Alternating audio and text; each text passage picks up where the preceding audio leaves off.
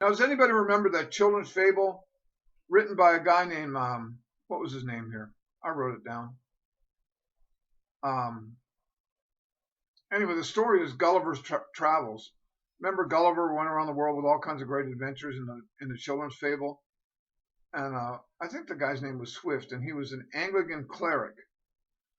But anyway, at one point, Gulliver's ship shipwrecks, and he escapes barely with his life and ends up on a little island called Lilliput.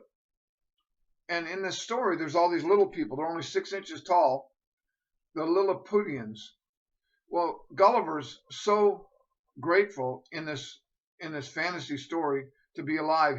He gets onto dry land after escaping drowning in the sea, and he immediately collapses on this little island and he falls asleep.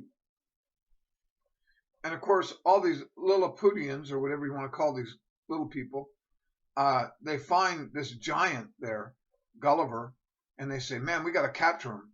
So while he's sleeping, they began to take threads and strings and they began to tie him down. And so there's Gulliver tied down by the little people. But there came a time when Gulliver woke up, and that's what I'm saying to you: wake up. We are the body of Christ, the bride of Christ. And as we wake up, Gulliver, as soon as he woke up, he sat up, and all the little strings and threads and stuff that looked like they had him securely bound snapped and broke off him like nothing. Like, you ever been out in the woods and you walk through a spider web? It may be good for catching flies, but it's not going to stop a grown man. Well, in the story, Gulliver is used to win a war against Bifisca and later accused of treason for his actions for refusing to destroy Bifusca. After fleeing to the opposing island of Bifusca to avoid execution by blinding and starvation, he repairs a boat and he sails away, eventually being rescued and returned to England.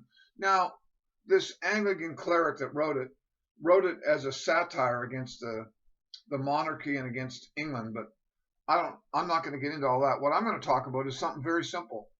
Is the body of Christ is like Gulliver. We're super powerful, we're giants.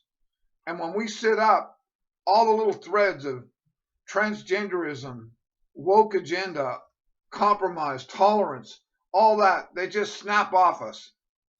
And we need to say, no,